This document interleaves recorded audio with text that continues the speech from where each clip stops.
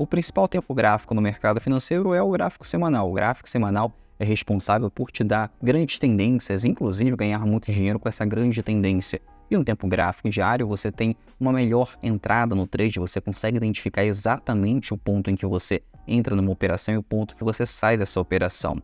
No tempo gráfico semanal, que é responsável por te dar melhor tendência e mostrar para você a forma mais fácil de identificar a tendência, ele tem um fator psicológico muito importante para você na hora de operar, principalmente para aquelas pessoas que ficam nervosas na operação.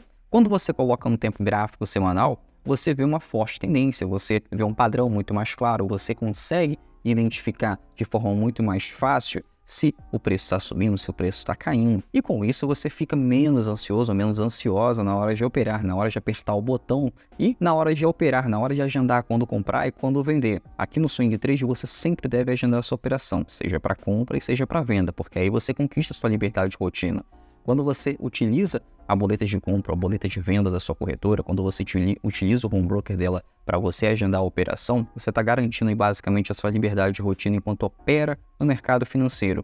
E quando você opera com tempo gráfico semanal, você conquista uma alta rentabilidade operando de forma muito mais assertiva. Isso porque quando os padrões no tempo gráfico semanal se formam, ele é um padrão muito mais assertivo. Como, por exemplo, um padrão tipo back, um padrão de reversão de tendência, ombro, cabeça, ombro, um pivô de baixa, que é uma reversão de tendência, um morro duplo no topo do preço do ativo, identificando aquela reversão.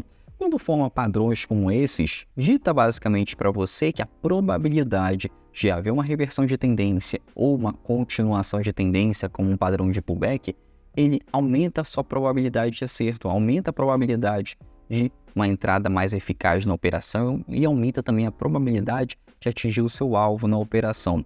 Quando utilizamos o tempo gráfico diário, vou mostrar aqui algumas comparações de tempo gráfico semanal e tempo gráfico diário. Quando utilizamos o tempo gráfico diário, estamos mais preocupados ali no melhor momento para entrar na operação. Isso porque, quando utilizamos o tempo gráfico semanal, os stops geralmente podem ser stops mais caros.